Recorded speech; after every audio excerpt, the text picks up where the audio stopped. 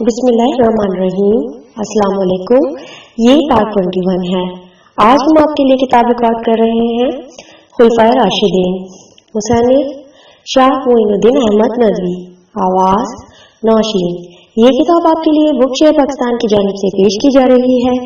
دیگر کتابوں اور معلومات کے لیے آپ ان نمبرز پر رابطہ کر سکتے ہیں 0300291960 پہ محمد اظہر سے، یا پھر 0345234518 پہ محمد شفیق سے۔ تو آئیے سنتے ہیں پارٹ 21۔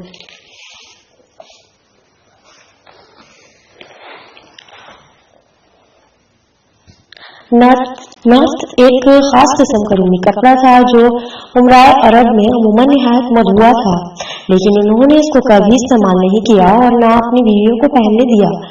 تمام عمر پائجامہ نہیں پہنا، صرف شہادت کے وقت ستر کے خیال سے پہن لیا تھا۔ عموماً تہبند باندھا کرتے تھے۔ ایک تابعی روایت کرتے ہیں کہ جمعے کے روز منبر پر ان کو دیکھا تو جو موٹا تہبند پہنے تھے اس کی قیمت 5 درہم، 1 روپے سے زیادہ نہ تھی۔ حلیہ صورتاً خوشرو اور خوبصورت تھے، رنگ گندم، قد معتدل، ناک بلند اور خمدار، رخسار پرگوشت اور ان پر چیچک کے ہلکے ہلکے داغ، داڑھی گھنی اور طویل، سر کے بال گھنے اور بڑے بڑے، یہاں تک کہ زلف کانوں تک پہنچتی تھی۔ بعض روایت کے مطابق بالوں میں خضاب فرماتے تھے اور دانت پیوستہ اور چمکدار تھے جن کو سونے کے تار سے باندھ کر مضبوط کیا گیا تھا۔ ازواج و اولاد مختلف اوقات میں متعدد شادیاں کی۔ پہلی بیوی آن حضرت صلی اللہ علیہ وآلہ وسلم کی صاحبزادی حضرت رقیہ رضی اللہ تعالیٰ عنہ تھی۔ حبشہ کی ہجرت میں وہ آپ کے ساتھ تھی، واپس آ کر مدینہ منورہ کی ہجرت میں شریک ہوئی، 1 سال زندہ رہی۔ سن 2 ہجری میں غزوہ بدر کے موقع پر وفات پائی۔ ان سے عبداللہ نام کا ایک فرزند تولد ہوا تھا جس نے بچپن ہی میں وفات پائی۔ اس کے بعد آن حضرت صلی اللہ علیہ وسلم کی چھوٹی صاحبزادی حضرت ام کلثوم رضی اللہ تعالیٰ عنہ سے سن 3 ہجری میں نکاح ہوا۔ انہوں نے بھی نکاح کے 6-7 برس بعد سن 9 ہجری میں وفات پائی۔ ان سے کوئی اولاد نہیں ہوئی۔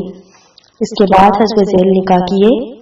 فاختہ بنت غزوان، ان کے بطن سے بھی ایک فرزند تولد ہوا، عبداللہ نام تھا، لیکن وہ بھی بچپن ہی میں فوت ہو گیا۔ ام عمرو بنت جندب، ان کے بطن سے عمرو، خالد، ابان، عمر اور مریم پیدا ہوئے۔ فاطمہ بنت ولید، یہ حضرت عثمان رضی اللہ تعالیٰ عنہ کے صاحبزادے ولید اور سعید کی ماں ہے۔ ام البنی بنت عطیہ، ان سے عبد المالک پیدا ہوئے، انہوں نے بھی بچپن ہی میں وفات پائی۔ رملہ بنت شیبہ، عائشہ، ام ابان رضی اللہ تعالیٰ عنہ اور ام عمرو، ان کے بطن سے تولد ہوئے۔ نائلہ بنت الفرافسہ شہادت کے وقت موجود تھی، ان کے بطن سے مریم بنت عثمان رضی اللہ تعالیٰ عنہ پیدا ہوئی۔ صاحبزادوں میں نامور حضرت ابان ہوئے، انہوں نے بنو امیہ کے عہد میں خاصا اعزاز حاصل کیا رضی اللہ تعالیٰ عنہ۔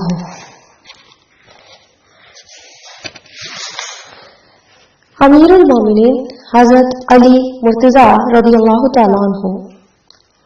نام، نسب، خاندان: علی نام، ابو الحسن اور ابو تراب کنیت، حیدر شیر لقب، والد کا نام ابو طالب اور والدہ کا نام فاطمہ تھا۔ پورا سلسلہ نسب یہ ہے: علی بن ابی طالب بن عبد المطلب بن ہاشم بن عبد مناف بن قصب بن قلاب بن مراد بن کعب بن لؤ۔ چونکہ ابو طالب کی شادی اپنے چچا کی لڑکی سے ہوئی تھی، اس لیے حضرت علی رضی اللہ تعالیٰ عنہ نجیب الطرفین ہاشمی اور آن حضرت صلی اللہ علیہ وسلم کے حقیقی چچا زاد بھائی تھے۔ خاندان ہاشم کو عرب و قبیلہ قریش میں جو وقت و عظمت حاصل تھی وہ محتاج اظہار نہیں۔ خانہ کعبہ کی خدمت اور اس کا اہتمام بنو ہاشم کا مخصوص تغرا امتیاز تھا، اور اس شرف کے باعث ان کو تمام عرب میں مذہبی سیادت حاصل تھی۔ حضرت علی مرتضیٰ رضی اللہ تعالیٰ عنہ کے والد ابو طالب مکہ کے ذی اثر بزرگ تھے۔ آن حضرت صلی اللہ علیہ وسلم نے انہی کی آغوش شفقت میں پرورش پائی تھی اور بعثت کے بعد انہی کے زیر حمایت مکہ کے کفرستان میں دعوت حق کا اعلان کیا تھا۔ ابو طالب ہر موقع پر آپ صلی اللہ علیہ وسلم کے سینے پر سپر رہے اور سرور کائنات صلی اللہ علیہ وسلم کو کفار کے پنجہ ظلم و ستم سے محفوظ رکھا۔ مشرکین قریش نے رسول اللہ صلی اللہ علیہ وسلم کی پشت پناہی کی اور حمایت کے باعث ابو طالب اور ان کے خاندان کو طرح طرح کی تکلیفیں پہنچائیں۔ ایک کھاٹی میں اس کو محصور کر دیا اور کاروبار اور لین دین بند کر دیا، شادی بیاہ کے تعلقات منقطع کر دیے، کھانا پینا تک بند کر دیا۔ غرض ہر طرح پریشان کیا، مگر اس نیک طبیعت بزرگ نے آخری لمحہ حیات تک اپنے عزیز بھتیجے کے سر سے دستے شفقت نہ اٹھایا۔ آن حضرت صلی اللہ علیہ وسلم کی دلی آرزو تھی کہ ابو طالب کا دل نور ایمان سے منور ہو جائے، اور انہوں نے اپنی ذات سے دنیا میں محبت وحی صلی اللہ علیہ وسلم کی جو خدمت تو حمایت کی ہے، اس کے معاوضے میں ان کو نئی فردوس کی ابدی اور لامتناہی دولت حاصل ہوئی۔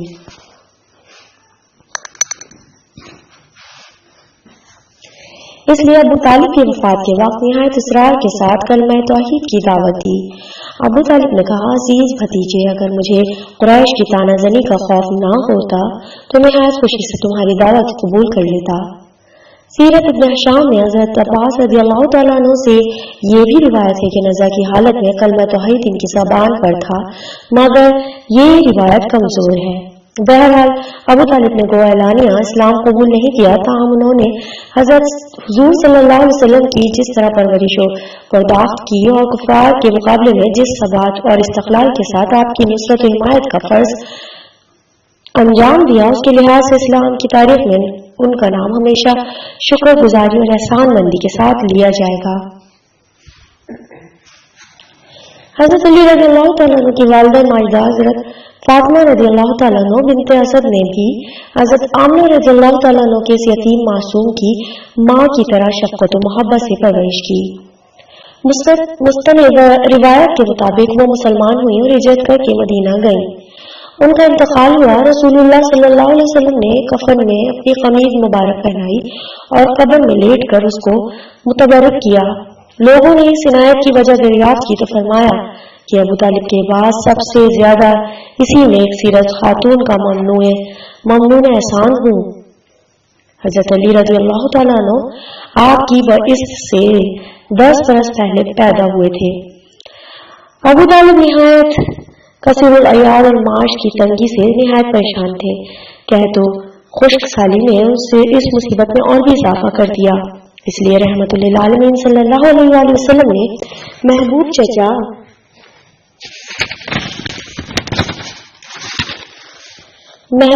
کی وصیت سے متاثر ہو کر حضرت عباس رضی اللہ تعالیٰ عنہ سے فرمایا کہ ہم کو اس مصیبت و پریشان حالی میں چچا کا ہاتھ بٹانا چاہیے۔ چنانچہ حضرت عباس رضی اللہ تعالیٰ عنہ نے حسب ارشاد جعفر رضی اللہ تعالیٰ عنہ کی کفالت اپنے ذمے لی اور سرورت کائنات صلی اللہ علیہ وسلم کی نگاہ انتخاب میں علی رضی اللہ تعالیٰ عنہ کو پسند کیا۔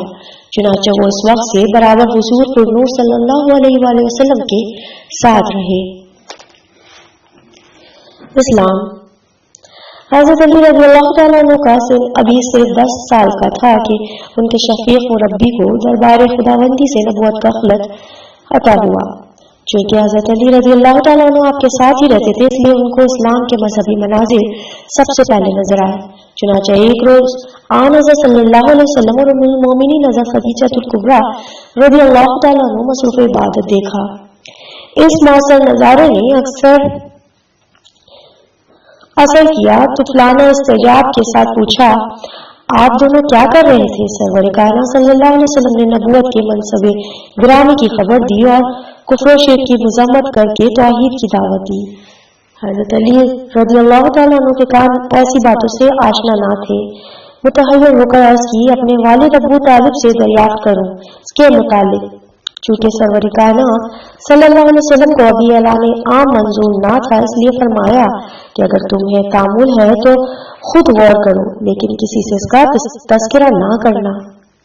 آن حضرت صلی اللہ علیہ وسلم کی پرورش سے فطرت سنور چکی تھی، توفیق الہی شامل ہوئی، اس لیے زیادہ غور و فکر کی ضرورت پیش نہ آئی، اور دوسری ہی دن بارگاہ نبوت صلی اللہ علیہ وسلم میں حاضر ہو کر مشرف با اسلام ہو گئے۔ اس بارے میں اختلاف ہے کہ حضرت خدیجہ رضی اللہ تعالیٰ عنہ کے بعد سب سے پہلے کون ایمان لایا۔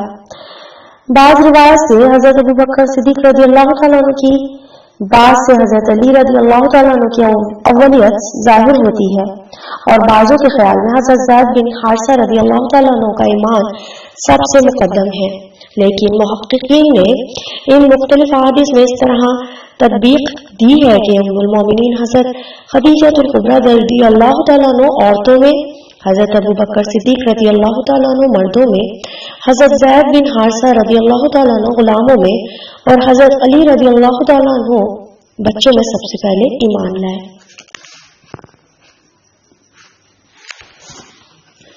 مکہ کی زندگی۔ اسلام قبول کرنے کے بعد حضرت علی رضی اللہ تعالیٰ عنہ کی زندگی کے 13 سال مکہ معظمہ میں بسر ہوئے۔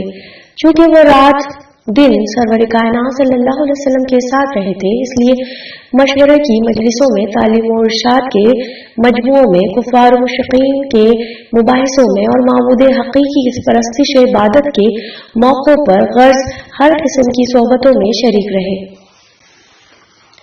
حضرت علی رضی اللہ تعالیٰ عنہ کے اسلام قبول کرنے سے پہلے سرزمین مکہ میں مسلمانوں کے لیے اعلانیہ خدا کا نام لینا اور اس کی عبادت و پرستش کرنا تقریباً ناممکن تھا۔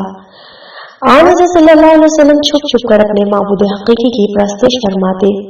حضرت علی رضی اللہ تعالیٰ عنہ بھی ان عبادتوں میں شریک ہوتے۔ ایک دفعہ وادی نخلا میں حسب معمول مصروف عبادت تھے کہ اتفاق سے اس طرف ابو طالب کا گزر ہوا۔ اپنے معصوم بھتیجے اور نیک بخت بیٹے کو مصروف عبادت دیکھ کر پوچھا، کیا کرتے ہو؟ آن حضرت صلی اللہ علیہ وآلہ وسلم نے کلمہ حق کی دعوت دی تو کہنے لگے کہ اس میں کوئی حرج نہیں، لیکن مجھ سے نہیں ہو سکتا۔ ایام حج میں مکہ کی سرزمین قبائل عرب کا مرجع بن جاتی تھی، اس لیے آن حضرت صلی اللہ علیہ وسلم حضرت ابو بکر صدیق رضی اللہ تعالیٰ عنہ کو ہمراہ لے کر عام مجموعوں میں تشریف لے جاتے تھے اور تبلیغ اسلام کا فرض ادا کرتے تھے۔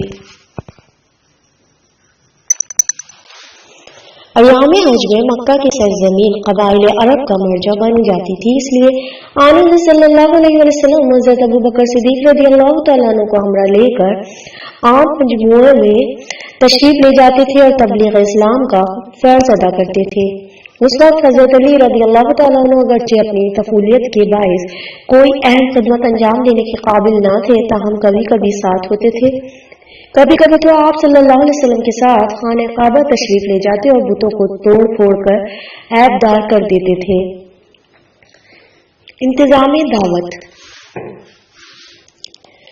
منصب نبوت عطا ہونے کے بعد آن حضرت صلی اللہ علیہ وآلہ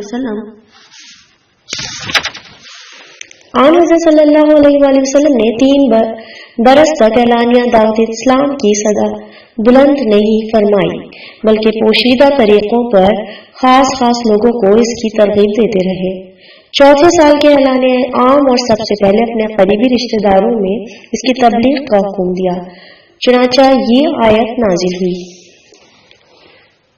وَأَنذِرْ عَشِيرَتَكَ الْأَقْرَبِينَ۔ ترجمہ: اپنے قریبی اعضاء کو عذاب الہی سے ڈراؤ۔ سرورت کائنات صلی اللہ علیہ وآلہ وسلم نے اس حکم کے موافق کوہ صفا پر چڑھ کر اپنے خاندان کے سامنے دعوت اسلام کی صدا بلند کی، لیکن مدت کا رنگ ایک دن کے ذیقل سے نہیں دور ہو سکتا تھا۔ ابو لہب نے کہا، تبلغ، اسی لیے تو نے ہم لوگوں کو جمع کیا تھا۔ اس کے بعد آن حضرت صلی اللہ علیہ وآلہ وسلم نے ایک مرتبہ پھر اپنے خاندان میں تبلیغ اسلام کی کوشش فرمائی اور حضرت علی رضی اللہ تعالیٰ عنہ کو انتظام دعوت کی خدمت پر مامور کیا۔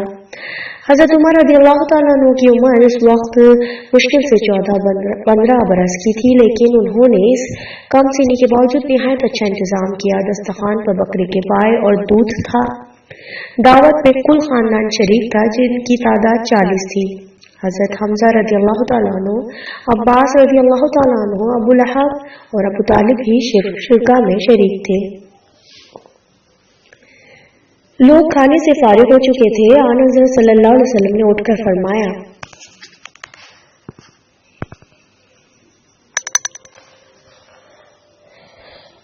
یا بنی عبد المطلب، خدا کی قسم میں تمہارے سامنے دنیا و آخرت کی بہترین نعمت پیش کرتا ہوں، بولو تم میں سے کون اس شرط پر میرا ساتھ دیتا ہے کہ وہ میرا معاون و مددگار ہوگا؟ اس کے جواب میں سب چپ رہے، صرف شیر خدا علی مرتضیٰ رضی اللہ تعالیٰ عنہ کی آواز بلند ہوئی کہ گو میں عمر میں سب سے چھوٹا ہوں اور مجھے آشیب چشم کا عارضہ ہے اور میری ٹانگیں پتلی ہیں، تاہم میں آپ صلی اللہ علیہ وسلم کا یارو اور دست و بازو بنوں گا۔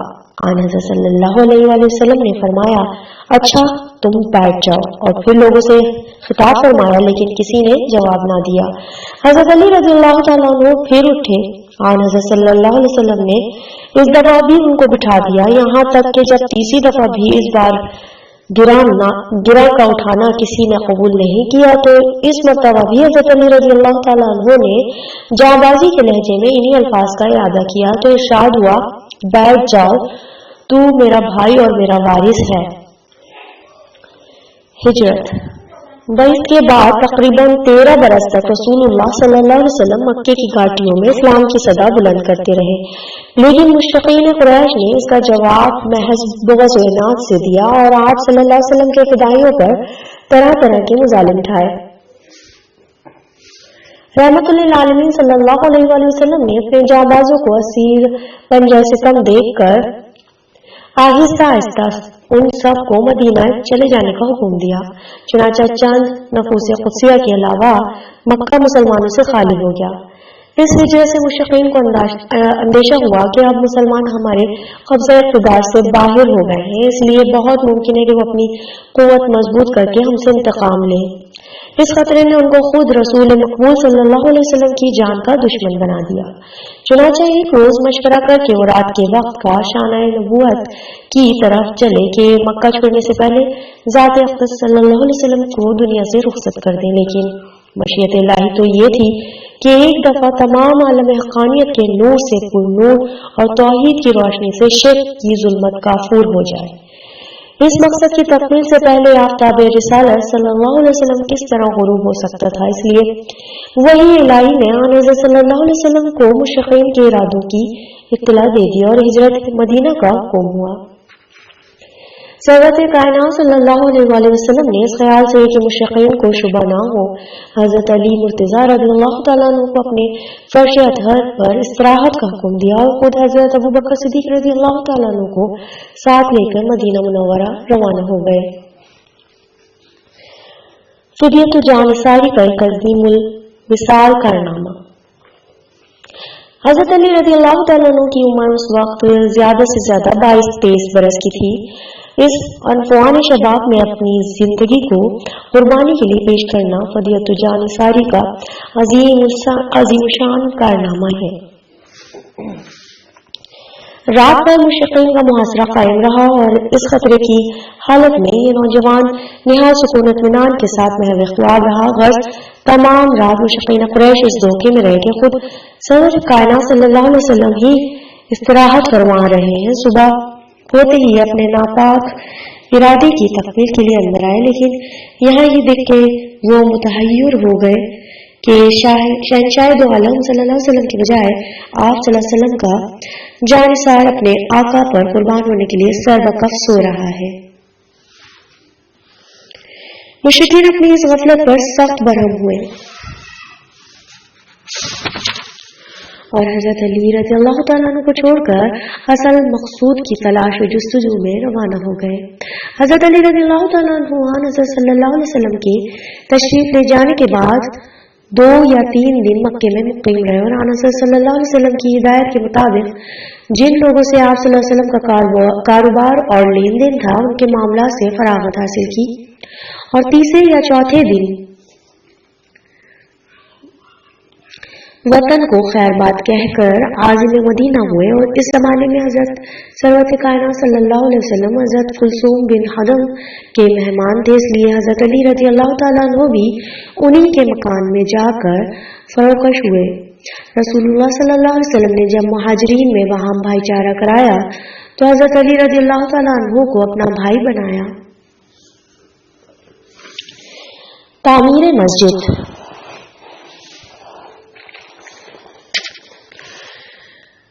مدینے کا اسلام مکہ کی طرح بے بس و مجبور نہ تھا، بلکہ آزادی اور حریت کی سرزمین میں تھا، جہاں ہر شخص اعلانیہ خدائے واحد کی پرستش کر سکتا ہے اور احکام شریعہ نہایت اطمینان کے ساتھ ادا کر سکتا تھا۔ مسلمانوں کی تعداد بھی روز بروز بڑھتی جاتی تھی، یہاں تک کہ ہجرت کے 6 یا 7 مہینے سرور کائنات صلی اللہ علیہ وآلہ وسلم کو ایک مسجد تعمیر کرانے کا خیال پیدا ہوا۔ آپ صلی اللہ علیہ وسلم نے اس کی بنیاد رکھی اور اپنے رفقا کے ساتھ خود اس کی تعمیر میں حصہ لیا تھا۔ تمام صحابہ رضی اللہ تعالیٰ عنہ جو اس کے ساتھ شریک کار تھے، حضرت علی رضی اللہ تعالیٰ اینٹ اور گارا لا کر دیتے تھے اور یہ رجس پڑھتے تھے۔ ترجمہ: جو مسجد تعمیر کرتا ہے کھڑے ہو کر اور بیٹھ کر اس مشقت کو برداشت کرتا ہے اور جو گرد و غبار کے باعث اس کام سے جی چراتا ہے وہ برابر نہیں ہو سکتے۔ غزوات و دیگر حالات۔ غزوہ بدر۔ سلسلہ غزوات میں سب سے پہلے مارکہ غزوہ بدر ہے۔ اس غزوے میں آن حضرت صلی اللہ علیہ وسلم اپنے 313 جانصاروں کے ساتھ مدینہ منورہ سے روانہ ہوئے۔ آگے 2 سیاہ رنگ کے علم تھے، ان میں سے ایک حیدر کرار کے ہاتھ میں تھا۔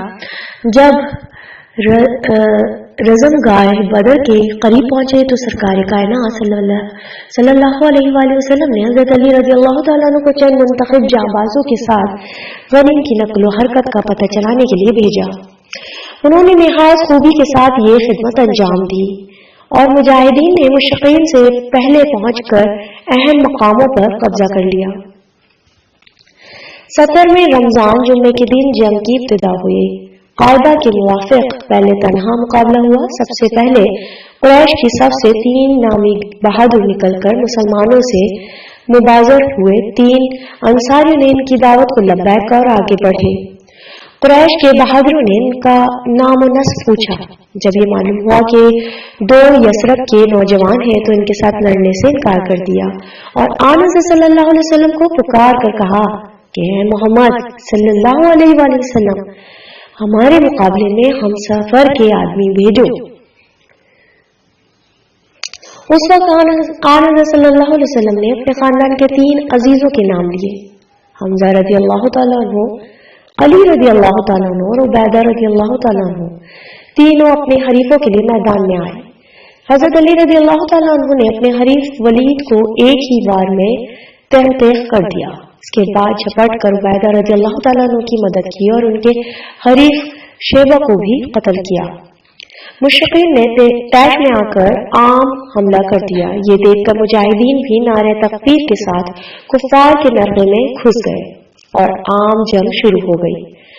شیر خدا نے صفے کی صفیں الٹ دی اور ذوالفقار حیدری نے بجلی کی طرح چمک کر اعداء اسلام کے خرمن ہستی کو جلا دیا۔ مشرقین کے پاؤں کھڑ گئے اور مسلمان مظفر و منصور بے شمار مال غنیمت اور تقریباً 70 قیدیوں کے ساتھ مدینہ واپس آئے۔ مال غنیمت میں سے آپ صلی اللہ علیہ وسلم کو ایک ذرہ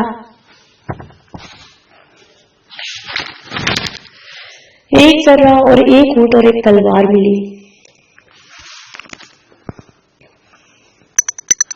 حضرت فاطمہ رضی اللہ تعالیٰ عنہ سے نکاح۔ اسی سال یعنی سن 2 ہجری میں حضرت سرور کائنات صلی اللہ علیہ وسلم نے ان کو دامادی کا شرف بخشا، یعنی اپنی محبوب ترین صاحبزادی سید النساء حضرت فاطمہ الزہرا رضی اللہ تعالیٰ عنہ سے نکاح کروا دیا۔ حضرت فاطمہ رضی اللہ تعالیٰ عنہ سے عقد کی درخواست سب سے پہلے حضرت ابو بکر صدیق رضی اللہ تعالیٰ عنہ اور ان کے بعد حضرت عمر رضی اللہ تعالیٰ عنہ نے کی تھی، لیکن آن حضرت صلی اللہ علیہ وسلم نے کچھ جواب نہیں دیا۔ اس کے بعد حضرت علی رضی اللہ تعالیٰ عنہ نے خواہش کی۔ آپ صلی اللہ علیہ وسلم نے ان سے پوچھا، تمہارے پاس مہر ادا کرنے کے لیے کچھ ہے؟ بولے، ایک گھوڑے اور ایک ذرے کے سوا کچھ نہیں ہے۔ آپ نے فرمایا، گھوڑا تو لڑائی کے لیے ہے، البتہ ذرے کو فروخت کر دو۔ حضرت علی رضی اللہ تعالیٰ عنہ نے اس کو حضرت عثمان رضی اللہ تعالیٰ عنہ کے ہاتھ 480 درہم میں بیچا اور قیمت لا کر آن حضرت صلی اللہ علیہ وسلم کے سامنے پیش کی۔ آپ صلی اللہ علیہ وسلم نے حضرت بلال رضی اللہ تعالیٰ عنہ کو حکم دیا کہ بازار سے عطر اور خوشبو خرید لائیں اور خود نکاح پڑھایا اور دونوں میاں بیوی پر وضو کا پانی چھڑک کر خیر و برکت کی دعا کی۔ رخصتی۔ نکاح کے تقریباً 10-11 ماہ بعد باقاعدہ رخصتی ہوئی۔ اس وقت تک حضرت علی رضی اللہ تعالیٰ عنہ حضرت صلی اللہ علیہ وسلم کے ساتھ رہتے تھے، اس لیے جب رخصتی کا وقت آیا تو حضرت صلی اللہ علیہ وسلم نے ان سے کہا کہ ایک مکان کرائے پر لے لو۔ چنانچہ حارث بن النعمان کا مکان لیا اور حضرت علی رضی اللہ تعالیٰ عنہ ملکہ جنت کو رخصت کرا کر اس میں لے آئے۔ جہیز۔ حضرت سیدنا زہرا رضی اللہ تعالیٰ عنہ کو اپنے گھر سے جو جہیز ملا تھا اس کی کل کائنات یہ تھی: ایک پلنگ، ایک بستر، ایک چادر، 2 چکیاں اور ایک مشکیزہ۔ عجیب اتفاق ہے کہ یہی چیزیں حضرت فاطمہ رضی اللہ تعالیٰ عنہ کی زندگی تک ان کی رفیق رہی اور حضرت علی رضی اللہ تعالیٰ عنہ اس میں کوئی اضافہ نہ کر سکے۔ دعوت ولیمہ۔ حضرت علی رضی اللہ تعالیٰ عنہ کی زندگی نہایت فقیرانہ و زاہدانہ تھی۔ خود رسول اللہ صلی اللہ علیہ وسلم کے ساتھ رہتے تھے۔ ذاتی ملکیت میں صرف ایک اونٹ تھا جس کے ذریعے سے اسخر یعنی ایک قسم کی گھاس کی تجارت کر کے دعوت ولیمہ کے لیے کچھ رقم جمع کرنے کا ارادہ کیا تھا، لیکن حضرت حمزہ رضی اللہ تعالیٰ عنہ نے حالت نشے میں اس اونٹ کو ذبح کر کے کباب سیخ بنا دیا، اس لیے اب عقلی زہد کے تاجدار کے پاس اس رقم کے سوا جو ذرہ کی قیمت میں سے مہر ادا کرنے کے بعد بچ رہی تھی اور کچھ نہ تھا۔ چنانچہ اسی سے دعوت ولیمہ کا سامان لیا جس میں کھجور، جو کی روٹی، پنیر اور ایک خاص قسم کا شوربہ تھا، لیکن یہ اس زمانے کے لحاظ سے پرتکلف ولیمہ تھا۔ حضرت اسماء رضی اللہ تعالیٰ عنہ کا بیان ہے کہ اس زمانے میں اس سے بہتر ولیمہ نہیں ہوا۔ غزوہ احد۔ سن 3 ہجری میں احد کا معرکہ پیش آیا۔ شوال ہفتے کے دن لڑائی شروع ہوئی اور پہلے مسلمانوں نے قلت تعداد کے باوجود غنیم کو بھگا دیا، لیکن عقب کے محافظ تیر اندازوں کا اپنی جگہ سے ہٹنا تھا کہ مشرکین پیچھے سے یک ٹوٹ پڑے۔ اس ناگہانی حملے سے مسلمانوں کے آسان جاتے رہے۔ اسی حالت میں سرورت کائنات صلی اللہ علیہ وسلم کو چشم زخم پہنچا۔ دندان مبارک شہید ہوئے اور آپ خندق میں گر پڑے۔ مشرکین ادھر بڑھے لیکن حضرت مصعب بن عمیر رضی اللہ تعالیٰ عنہ نے ان کو آپ کے پاس جانے سے روکا اور اسی میں لڑتے لڑتے شہید ہوئے، اور اس کے بعد حیدر کرار رضی اللہ تعالیٰ عنہ نے بڑھ کر علم سنبھالا اور بے جگری کے ساتھ زیادہ شجاعت دی۔ مشرکین کے علمبردار ابو سعد بن ابی طلحہ رضی اللہ تعالیٰ عنہ نے مقابلے کے لیے للکارا۔ مشرکین کے علمبردار ابو سعد بن ابی طلحہ نے مقابلے کے لیے للکارا۔ شیر خدا نے بڑھ کر ایسا ہاتھ مارا کہ فرش خاک پر تڑپنے لگا اور بدحواسی کے عالم میں برہنہ ہو گیا۔ حضرت علی رضی اللہ تعالیٰ عنہ کو اس کی بدحواسی اور بے بسی پر رحم آ گیا اور زندہ چھوڑ کر واپس آئے۔ مشرکین کا زور کم ہوا تو حضرت علی رضی اللہ تعالیٰ عنہ چند صحابہ رضی اللہ تعالیٰ عنہ کے ساتھ حضرت صلی اللہ علیہ وسلم کو پہاڑ پر لے گئے۔ حضرت فاطمہ تو زہرا رضی اللہ تعالیٰ عنہ نے زخم دھویا اور حضرت علی رضی اللہ تعالیٰ عنہ نے ڈھال میں پانی بھر کر گرایا۔ اس سے خون بند نہ ہوا تو حضرت فاطمہ رضی اللہ تعالیٰ عنہ نے چٹائی جلا کر اس کی راکھ سے زخم کا منہ بند کر دیا۔